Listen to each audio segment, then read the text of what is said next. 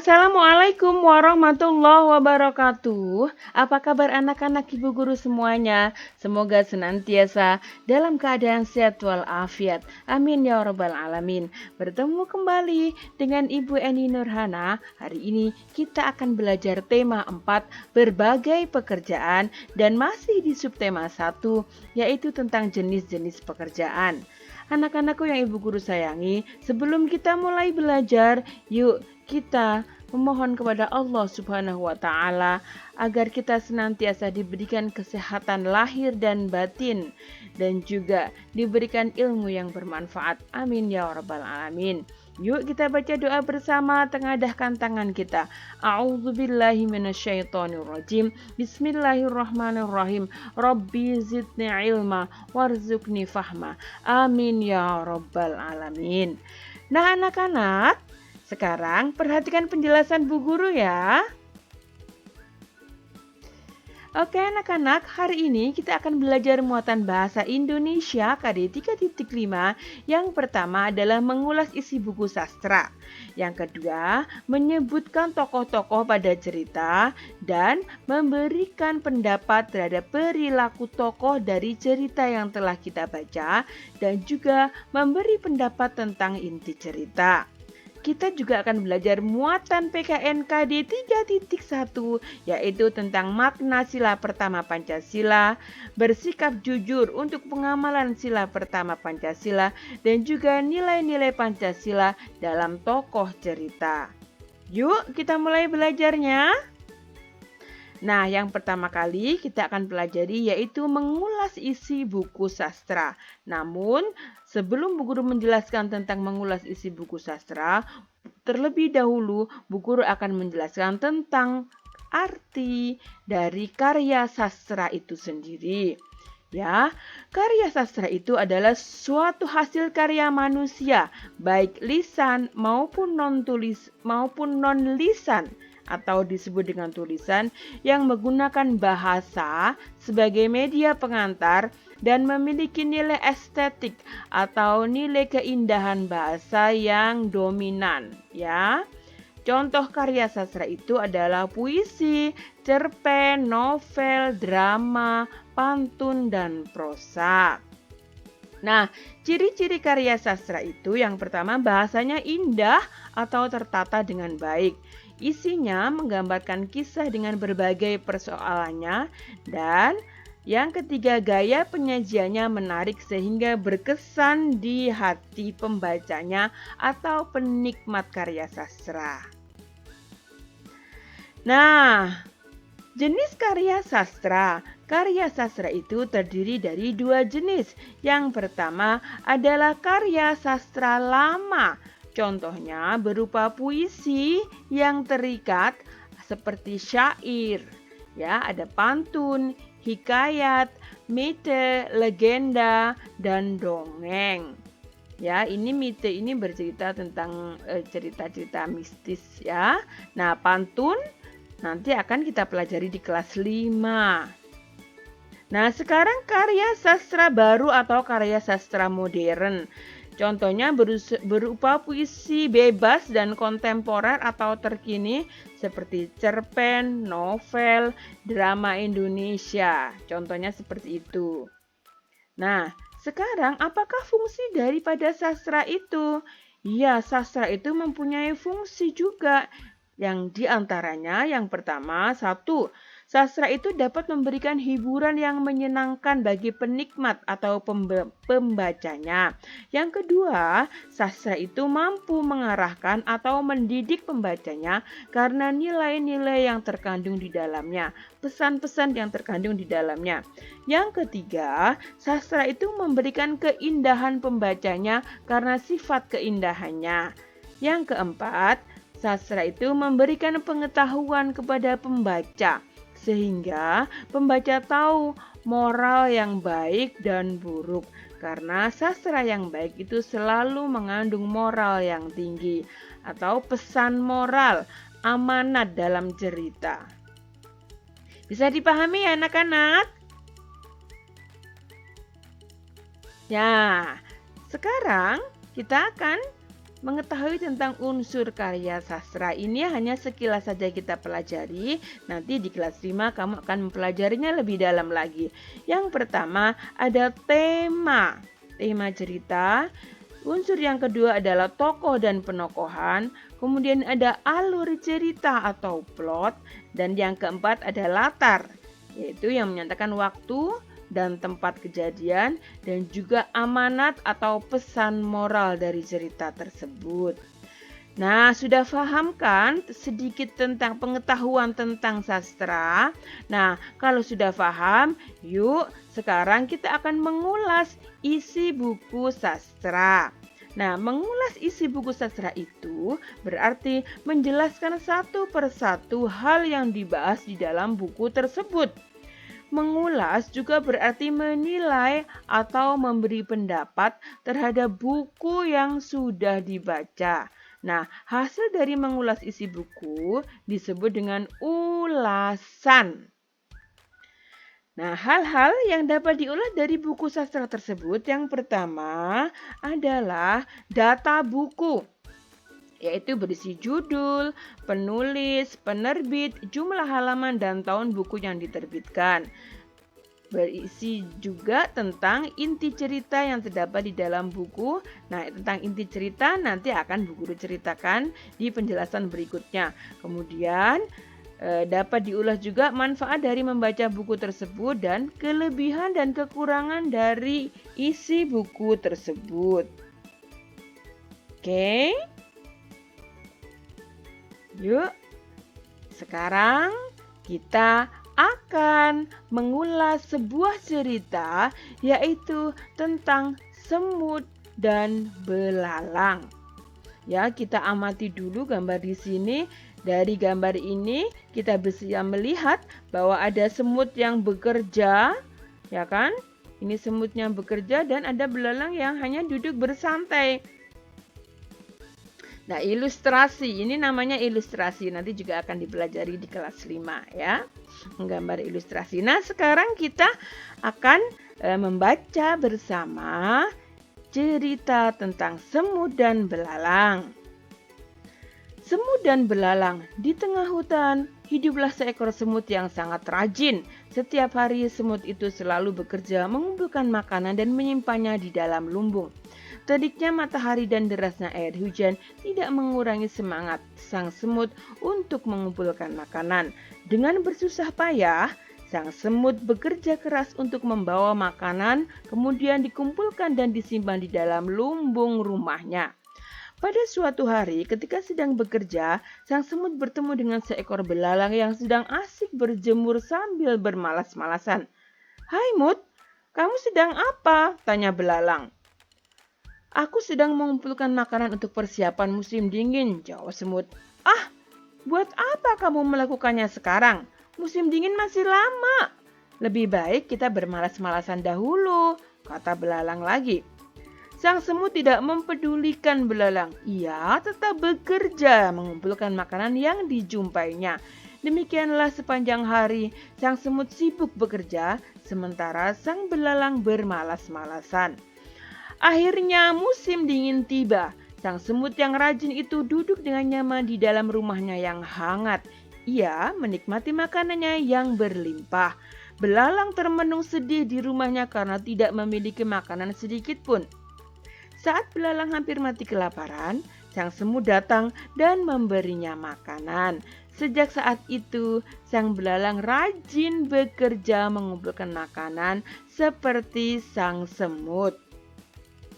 Sumber dengan revisi www.anaknusantara.com. Bu Guru mengambilnya dari buku siswa tema 4. Nah, sekarang kita akan menyebutkan tokoh-tokoh dalam cerita itu. Ya, siapakah tokoh yang ada dalam cerita semut dan belalang? Nah, sebelumnya Bu Guru akan menjelaskan terlebih dahulu apakah yang dimaksud dengan tokoh. Tokoh itu adalah pelaku dalam sebuah cerita.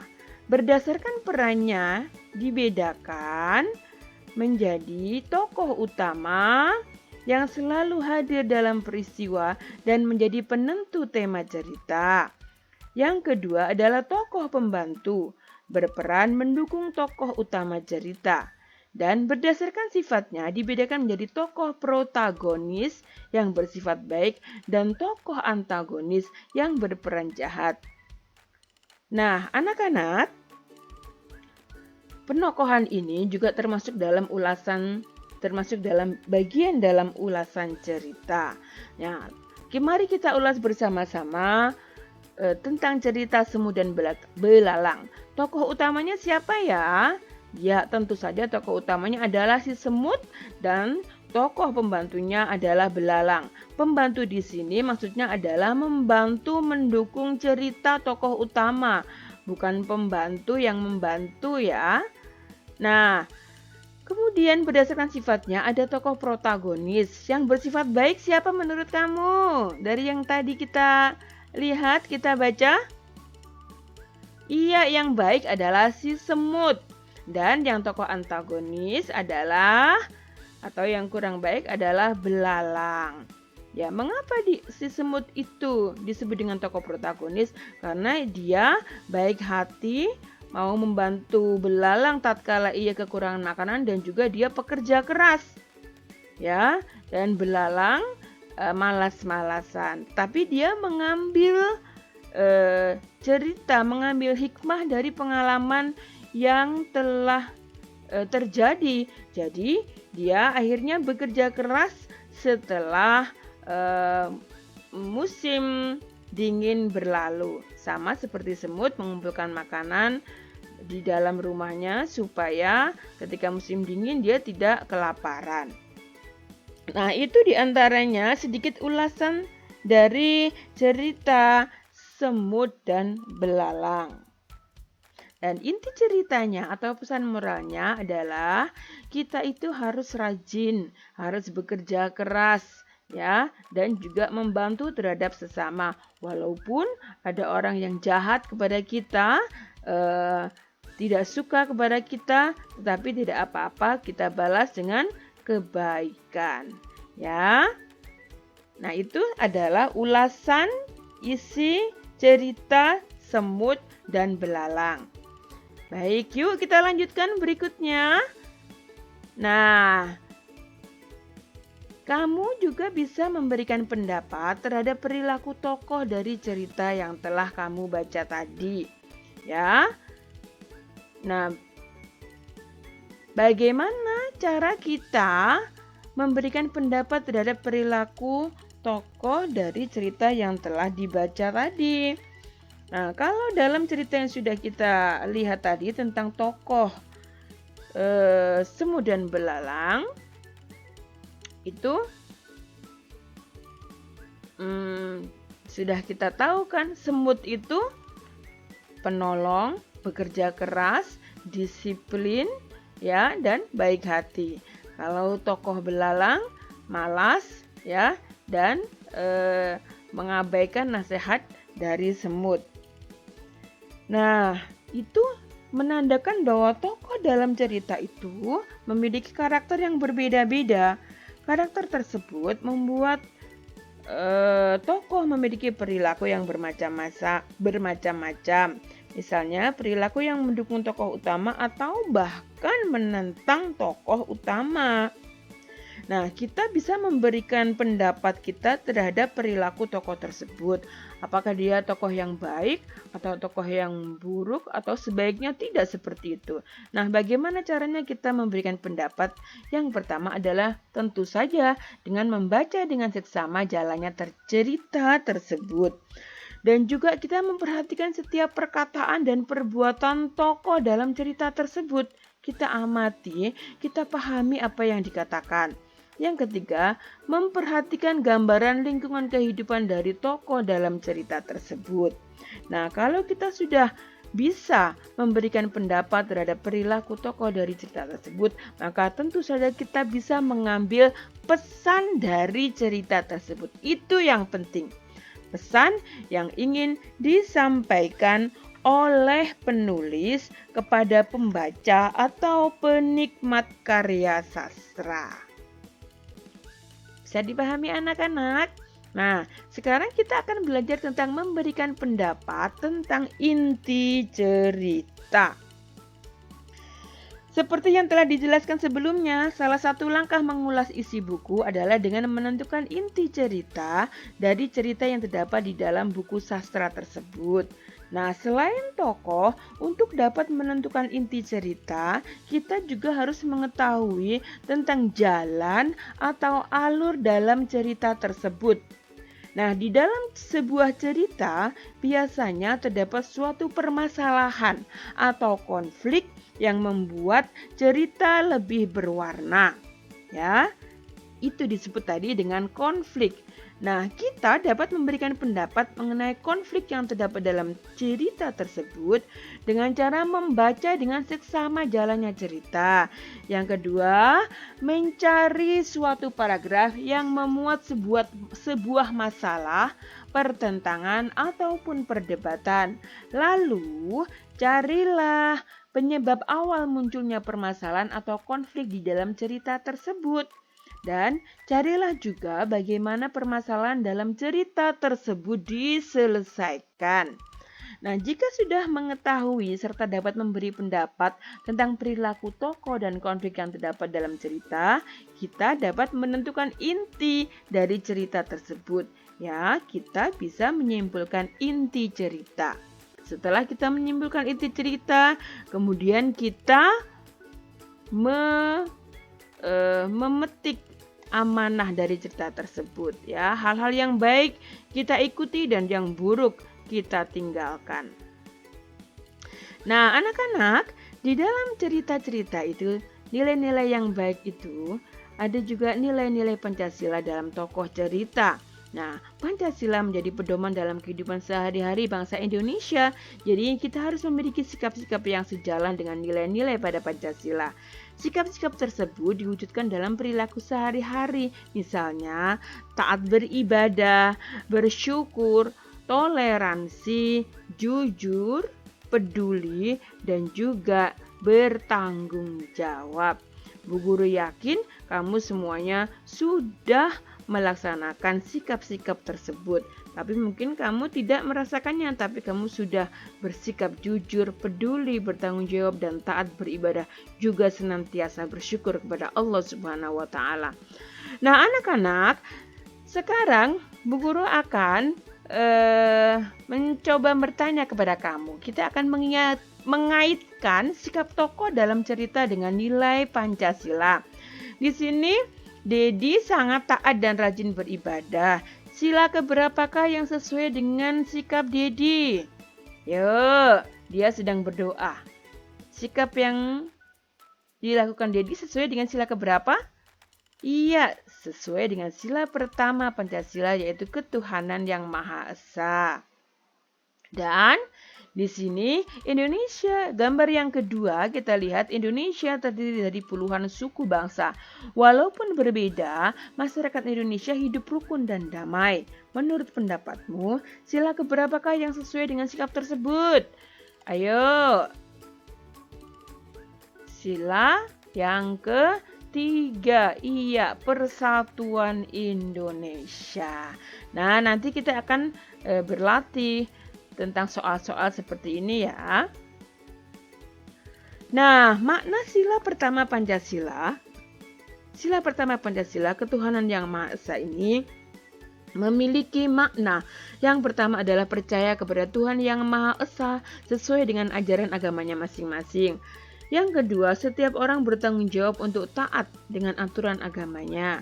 Yang ketiga, semua yang Tuhan berikan kepada kita harus dijaga dan dipelihara. Dan yang keempat, toleransi antar umat beragama dan sesama umat beragama, dan juga membina kerjasama dan tolong-menolong antar umat beragama. Nah, berikut adalah contoh sikap yang sesuai dengan pengamalan sila pertama Pancasila, yaitu sikap jujur. Tahukah kamu apakah artinya jujur? Ya, jujur itu sikap yang lurus hati, menyatakan yang sebenar-benarnya dan tidak berbohong. Ya, setiap agama tentu mengajarkan setiap pemeluknya untuk bersikap jujur. Bersikap jujur itu tidak merugikan kita. Bersikap jujur memiliki banyak manfaat. Ya, kita jadi mempunyai banyak teman. Misalnya kita dipercaya dan disayangi oleh orang tua, guru, dan teman kita. Oleh karena itu, kita harus bersikap jujur dimanapun kita berada. Contoh kegiatan yang menunjukkan sikap jujur yaitu bercerita tentang pengalaman kepada guru dan teman-teman, kemudian tidak mencontek saat ulangan. Ini adalah contoh sikap yang tidak jujur dan tidak boleh kita lakukan, ya. Jadi jujur itu hebat sekali. Nah, berikut contoh-contoh lain pengamalan sila pertama Pancasila. Yang pertama, meyakini adanya Tuhan Yang Maha Esa. Kemudian, percaya dan takwa kepada Tuhan Yang Maha Esa. Menghormati agama orang lain. Tidak mengganggu peribadatan orang lain yang berbeda agama. Menjaga kerukunan antar umat beragama di lingkungan sosial masyarakat. Tidak memaksakan seseorang untuk memeluk agama tertentu. Menjalankan ibadah sesuai dengan agama yang dianut, tidak mengganggu orang yang sedang beribadah, menghargai perayaan hari-hari besar keagamaan. Dan yang lain juga ada, yaitu tidak menyinggung perasaan orang yang berbeda agama. Bekerja sama dalam menjaga kerukunan antar umat beragama. Tekun beribadah sesuai dengan agama yang dianut, menciptakan suasana taat beribadah di dalam keluarga, tidak melakukan perbuatan yang dilarang agama, mengajarkan ilmu agama kepada orang-orang yang seiman, tidak melakukan perbuatan yang merusak suasana kerukunan antar pemeluk agama di masyarakat, bersatu dan bekerja sama dengan untuk menciptakan suasana kehidupan beragama yang harmonis, berdoa kepada Tuhan Yang Maha Esa, dan menuntut ilmu agama. Demikian diantaranya adalah contoh-contoh pengamalan sila pertama Pancasila. Baik anak-anakku, alhamdulillahirabbil alamin. Akhirnya selesai juga materi yang Ibu Guru sampaikan pada pagi hari ini, yaitu bahasa Indonesia dan PKN. Semoga kamu bisa memahami apa yang Bu Guru sampaikan dan tetap dengan energi positif, energi yang baik, tetap bersemangat, belajar jarak jauh. Ya, jangan stres karena stres itu akan menurunkan imun tubuh kita. Karena corona masih berkeliaran di sekitar kita. Jangan lupa juga sholat 5 waktunya. Ya, berdoa kepada Allah Subhanahu wa taala untuk memohon kebaikan pada diri kita. Dan stay at home, stay safe, and kalau kamu perlu keluar dan selalu lakukan social distancing. Ibu Guru ucapkan terima kasih atas perhatiannya dan sampai ketemu kembali di materi berikutnya. Assalamualaikum warahmatullahi wabarakatuh.